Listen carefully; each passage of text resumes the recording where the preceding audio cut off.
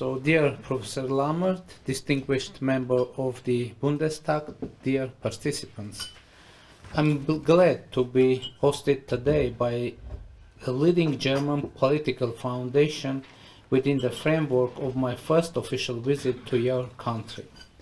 Principles of freedom, justice, and solidarity have been placed at the core of activities of the Connrad Ադենաուեր Stiftung, and I'm honored to be speaking here, viewing this somehow as a symbolic and momentous event. It is symbolic because today's Armenia, like Germany seven decades ago, is experiencing a democratic reconstruction. It is symbolic because the Velvet Revolution, which took place in Armenia last year, was built on the ideas and principles promoted by the foundation. Last year, historic changes happened in Armenia. We restored democracy, which has been abused and distorted since the times when we rose in a nationwide popular movement against the communist regime. Today, I'm proud to declare that democracy is no longer endangered in Armenia. The logical pinnacle of these positive developments were the snap parliamentary elections held in last December. They were assessed by the international observation missions as consistent with international standards and held as democratic, free, fair, and transparent. As a matter of fact, they were the only uncontested elections ever conducted in Armenia since the elections held in 1991 just on the eve of the collapse of the Soviet Union. The recent elections reinforced our achievements and proved that our people does not see any alternative to democracy. Political forces representing New Armenia won a landslide victory. The forces representing the former elite were overwhelmingly rejected. The Armenian voter denied those whose names were associated with corruption, restrictions in exercising fundamental freedoms, poor governance, economic inefficiency, and stagnation. Instead, they casted their ballot for a deep transformation and a society based on rule of law and an accountable governance. In recognition of our democratic achievement, The Economist declared Armenia as the country of the year. Today, our government has an unprecedented level of legitimacy and public trust. According to one of the recent surveys, more than 70% of our public are confident that the country is going in the right direction. On the one hand, this unprecedented level of trust obliges us to take decisive steps towards the reforms. In this task, we have no right to fail. On the other hand, the public trust provides for a unique opportunity which we have to use for strengthening our achievements and protecting the future of democracy in our country. On this point, we believe that as the next step in the transformation process, we should translate our political achievements into economic growth. In other words, we have to make an economic revolution.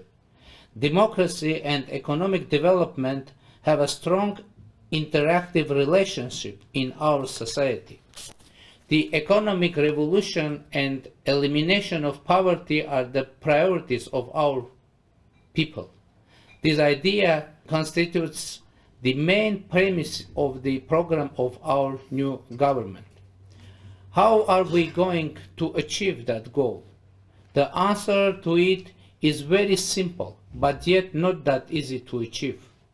We see the establishment of conducive environment conditions for a free and unrestricted relation of the business and intellectual potential of our people as one of the main prerequisites. We have adopted and already started implementing an ambitious reform agenda to this end. In particular, we are currently taking drastic measures to fight against corruption, eradicate monopolies, establish level playing field for all economic and political actors, and strengthen independent judiciary system. In order to succeed in implementing these reforms, we are developing our economic and political institutions. Changing institutions is a difficult process for any government and society. It requires significant resources, both financial and intellectual. We are determined to move forward on this path. However, like any other country in transition, we need assistance in accelerating the pace of the reforms. In this context, I would like to bring to your attention a well-known fact that none of the countries of the former Soviet bloc has so far succeeded in modernizing institutions without financial and technical support. Armenia is not an exception. Moreover, in addition to the challenges typical for the post-communist countries, Armenia, since the very first day of its independence, has been facing several other challenges. Being a landlocked country is a geographical handicap, but facing almost a 30-year-long imposed transport blockade is a deliberate political move against our country with serious and sometimes insurmountable impediments for its economic development. Energy security is another issue for us. And finally, legacy of the past creates an unfriendly security environment and uneasy geopolitical situation, which in some circumstances can grow into an existential threat. In this respect, partnership with the European Union is of an immense importance for Armenia and our reform agenda. It is hard to overestimate the significance of the EU support which have been provided to Armenia over the last quarter of a century. As I stated above, we are determined to move forward in the realization of our reforms. We will do it regardless of all difficulties and unforeseen circumstances.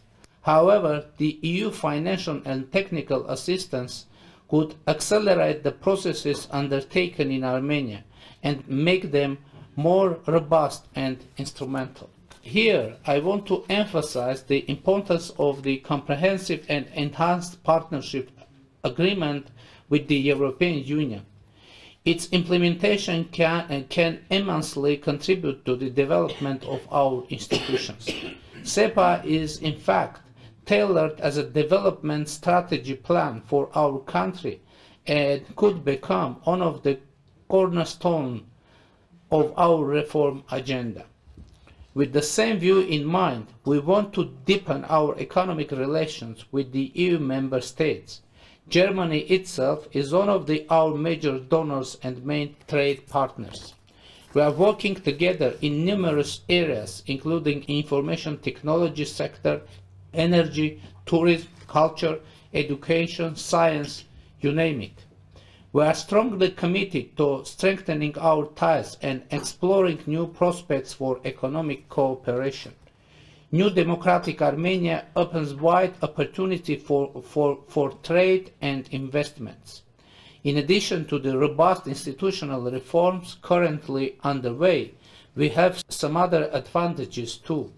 Armenia is a member of the Eurasian Economic Union with an unrestricted and unimpeded access to the 180 million strong market and free trade agreements with several countries worldwide. At the same time, we have a GSP Plus trade regime with the European Union that very soon, as I stated, will be complemented with the SEPA implementation.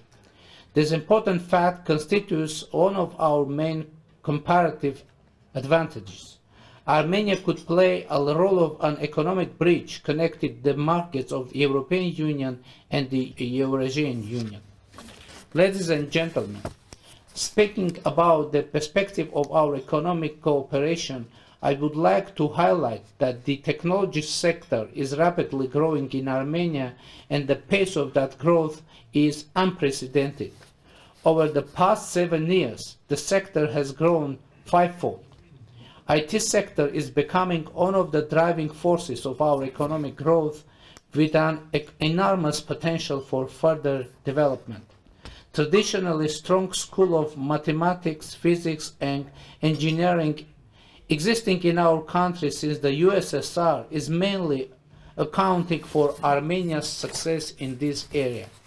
However, I am also confident that the Armenian Revolution, which created conditions for an unrestricted realization of the talent of our people, will significantly contribute to the development of technologies in our country. I believe that freedom and the spirit of creativity and innovation are interconnected. New government of Armenia has declared the technology sector as a top priority, and we see it as the locomotive of our economic revolution and the cornerstone of Armenia's economy of future. Ladies and gentlemen, I want to conclude my speech by reiterating that cooperation with the European Union and its member states is of a vital importance for democratic Armenia. At the same time, I believe that Europe, in its turn, is interested in having a stable democratic partner in the volatile region of South Caucasus, an economically developing and progressive Armenia sharing the common European values. Thank you for your attention. Now I'm ready to answer your question. Thank you.